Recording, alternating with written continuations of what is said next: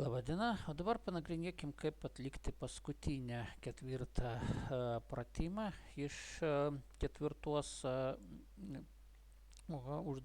baigiamosios skaičiuoklės užduoties dalies. Čia reikia parašyti glaustą charakteristiką kiekvienam klasės mokiniui. Jūs turit sąrašą mokinių, ten 32 mokiniai. Ir kiekvieną reikia apibūdinti, ką reikia parašyti. Taip, čia raudonai pasakyta, ką reikia parašyti, bet mes konkretaus pavyzdžių. Čia pasižiūrėsim konkrečiai šitai klasė, kuri čia pas mane mūsų sutvarkyta. Čia turim rašyti pavardės mokinių nuo 1 iki pavardės ir vardus nuo 1 iki 32. Pagal mūsų sąrašą pirmas yra užtašytas Vežėko Femo ir mes jį tiesiog pažymėm, paskui čia įrašom. Nu ir ką reikia parašyti. Pirmą pagal vidurkį reikia nuspręsti, kaip jis maždaug mokosi, kadangi jo vidurkis yra 8,53, o čia galima įsitikinti, o čia šitas vidurkis.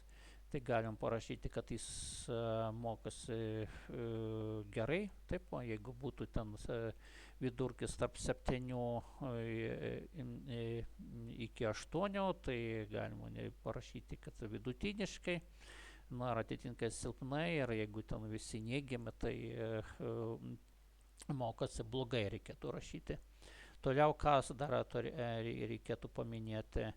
Jeigu mokinys turi neigiamų pažymių iš tam tikrų dalykų, tai šitą reikėtų paminėti. Nu, mūsų šitas mokinys, jeigu pažiūrėti jo visus pažymius, čia nesimato neigiamo, reiškia šitokių dalykų nereikėtų rašyti. Bet jeigu pasižiūrėtume kokį nors kitą mokinį, pavyzdžiui, 8, čia matosi, jis turi čia trejetą, taip, čia trejetą, tai šitokius dalykus reikia išvardinti. Taip pat, jeigu kai turi to atitinkamą langelį, taip. Nu ir toliau pas mus reikėtų dar pasižiūrėti, ar ne per daug buvo praleista pamokų. Jeigu daugiau negu 100, tai reikėtų šitą paminėti. Primenu, kad praleistos pamokas pas mus yra užfiksuotos čia. Nu ir pas mus čia šitas pirmas mokinys turi 161 pamoką. Taip, nu čia praktiškai visoje klasėje nemažai praleista, taip, tai praktiškai visi gautų štai tokią nedidelę pastabą. Na ir pats sunkiausias turbūt dalykas,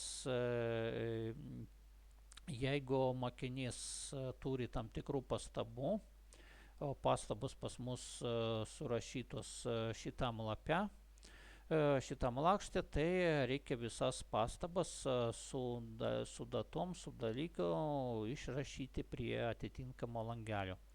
Ir pas mane čia yra pavyzdys su šitų mokinių, Sadajo Vato čia matosi.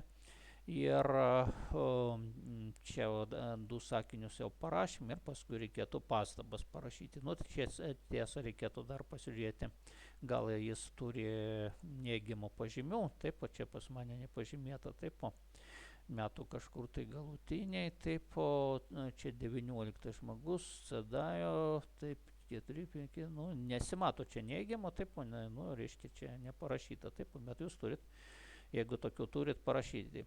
Tai grįžtam prie mūsų pastabų. Ir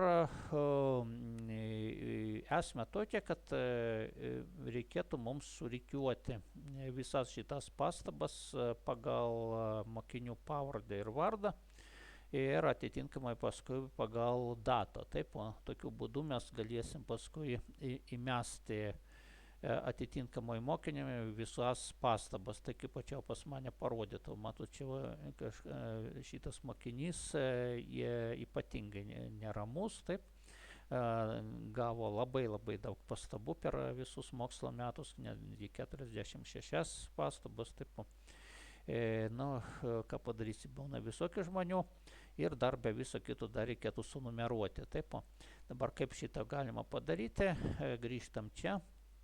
Pažymėkim visus, taip, pažymėjom visus langelius, einam čia, paskui čia einam prie rikiavimo vėl.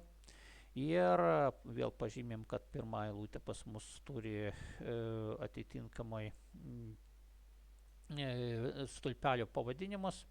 Nu ir rikiuojam. Rikiuojam mes, aišku, pagal pavardę iš pat pradžių, taip, paskui pagal vardą, paskui pagal, pagal datą, taip, labai patogu pagal datą išrašyti, taip, galima pagal dalyką, bet geriau tegul būna pagal datą, o štai čia trečias. Nu, ar galima būtų dar atitinkamai dalykai, bet čia jau nebūtina, taip, sort.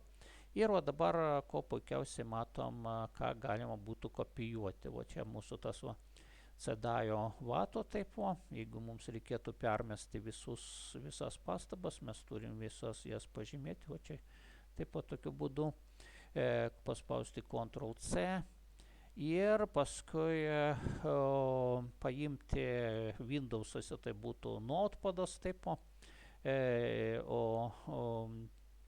čia ant Linux'o iš esmės va taip reikėtų padaryti, Ctrl+V ir paskui dar kartą pažymėti Ctrl+A, Ctrl+C ir tik tai paskui įmesti į šitą langelį, taip, šitą langelį. Ir paskui dar visus šitos įrašus sunumeruoti. Taip, aš šitą grinai tokį veiksmą nerodau, nes jūs jau esate jau 8 klasė, tai turėtumėt šitą patys ko puikiausiai susitvarkyti. Kodėl negalima iš karto mesti šitų pažymėtų langelių, o būtent per bloknotą, per Notepadą arba per kažkokį kitą teksto rengiklį, todėl kad pas jūs bus čia vidinė lentelė atsiras, taip, su kuria paskui gali būti daug sunkumų susidaroti. Štai čia tiek žinių. Kągi, ačiū uždėmesį ir bandykite įveikti šitą paskutinę 4 dalį iš skaičiuoklės. Sėkmės.